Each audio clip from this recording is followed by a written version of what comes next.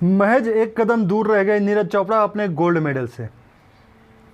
महज एक कदम दूर रह गए नीरज चोपड़ा अपने गोल्ड मेडल से, फिर भी उन्होंने दूसरा स्थान प्राप्त किया जेवलिन थ्रो में। दूसरा स्थान प्राप्त किया, सिल्वर मेडल जीता। कहीं ना कहीं हमारे उम्मीदों पर खरा उतरे। जो हमें होप थी, जो हमें उम्मीद थी नीरज चोपड़ा से, उस पर वो एकदम खरा उतरे। दूसरा स्थान उन्होंने प्राप्त किया। 89 मीटर दूर उन्होंने भाला फेंका, 89 मीटर दूर उन्होंने भाला फेंका, जेवलिन थ्रो किया। लेकिन जो नंबर 1 रैंक पे रहा वो थे पाकिस्तान के अरशद नदीम।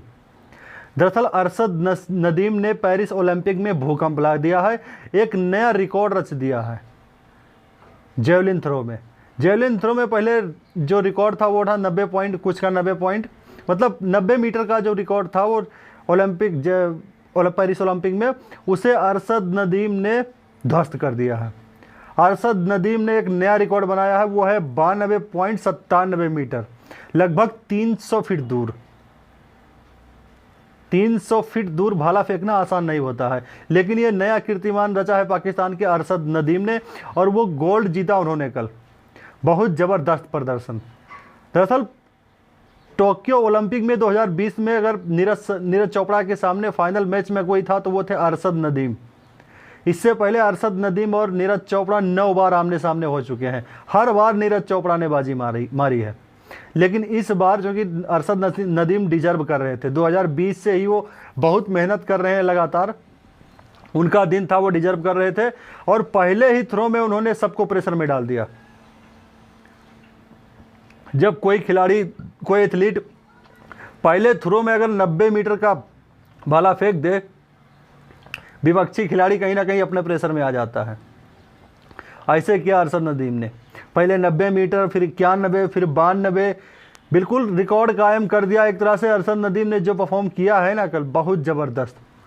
अरशद नदीम एक आउट ऑफ सिलेबस थे। नीरज चोपड़ा तो है ही है गुड, इसमें कोई शक नहीं है, नीरज चोपड़ा बहुत ज़बरदस्त है, लेकिन अरशद नदीम जो थे वो आउट ऑफ सिलेबस थे।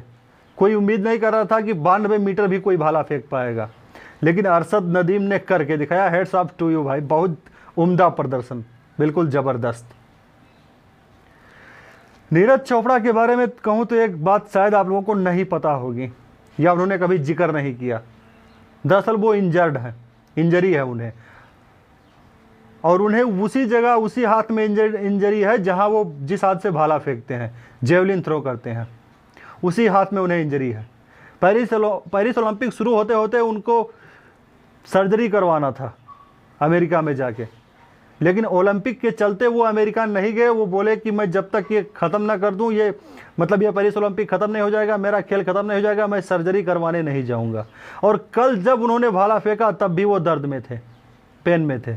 इतने दर्द में अगर कोई इंसान, कोई खिलाड़ी अपने देश को सर्वोपरि रखता है, देश को आगे रखता है ना, उससे बड़ा खिलाड़ी कोई हो ही नहीं सकता। बिल्कुल ज़बरदस्त नीरज चोपड़ा, बहुत उम्दा प्रदर्शन। इतने दर्द में 89 मीटर भाला फेंकना ये कोई आसान काम नहीं होता है, बहुत ज़बरदस्त, उम्दा।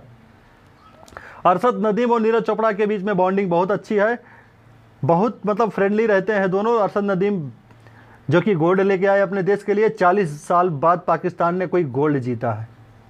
इससे पहले पाकिस्तान ने 40 साल पहले गोल्ड जीता था। वहीं नीरज चोपड़ा भारत के लिए एकमात्र ऐसे खिलाड़ी बने जिनके पास एक गोल्ड है, एक सिल्वर है, जो कि गोल्ड उन्होंने टोक्यो ओलंपिक में जीता था और सिल्वर उन्होंने कल जीता है। अरशद 2 नंबर पे आके जेवलिन थ्रो में। दरअसल कल हॉकी का मैच हुआ था, हॉकी का भी मैच हुआ था, जिसमें हॉकी खिलाड़ियों ने भी इतिहास रच दिया, उन्होंने ब्रॉन्ज मेडल जीता। हॉकी में बात करूं तो हॉकी टीम के कप्तान हरमनप्रीत सिंह ने 2 गोल मारे और 2-0 से हराया फ्रांस को।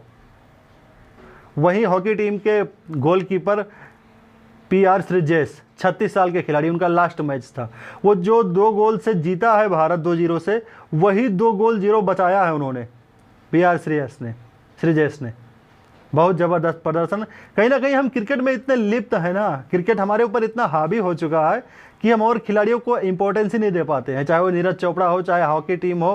हालांकि हर खिलाड़ी मेहनत करता है।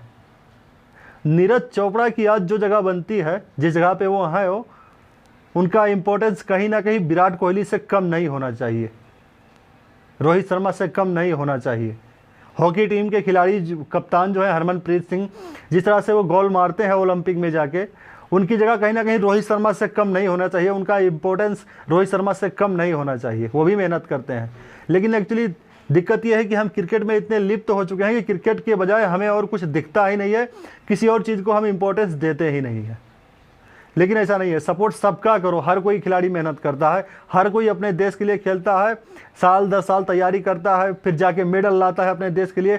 तो अपने देश के लिए हर वो खिलाड़ी इंपॉर्टेंट है। मैंने कहता हूँ विराट कोहली और रोहित शर्मा इंपॉर्टेंट नहीं है, वो भी इंपॉर्टेंट है, लेकिन मान्यता सबको बराबर मिलनी चाहिए, सपोर्ट सबको बराबर मिलना चाहिए। हर कोई अपने देश के लिए खेलता है। जय हिंद, जय भारत।